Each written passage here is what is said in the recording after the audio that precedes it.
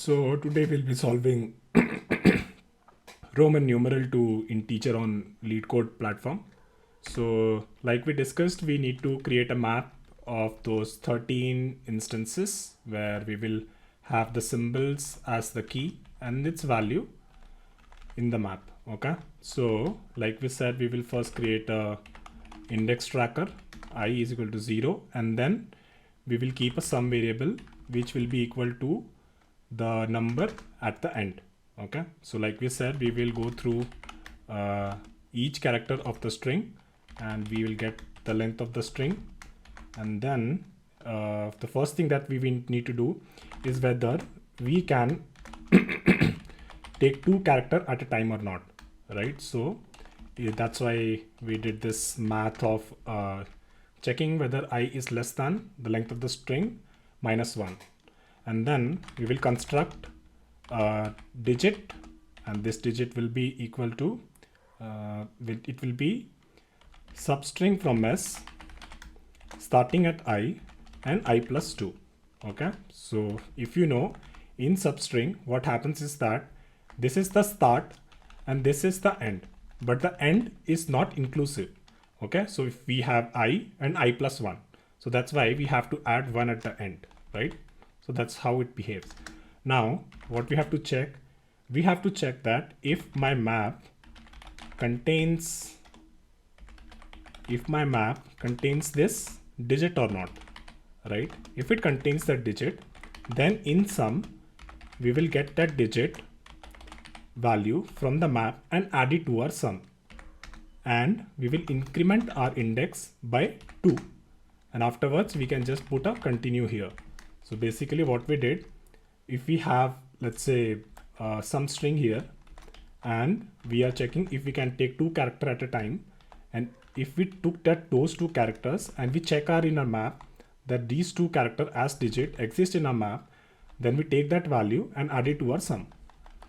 Okay, otherwise if it doesn't exist in the map, or if it is the last character of the string, it will come here, and what we have to do in sum, we have to get the digit stored at index I, right? So that's how we can do. We can take the character stored at I in S and we'll convert it into a string, because our map is actually,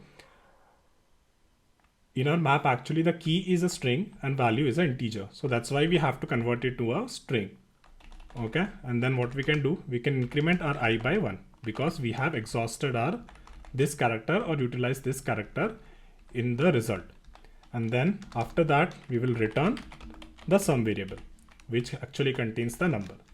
So this is the complete algorithm to convert a Roman numeral in string format to integer.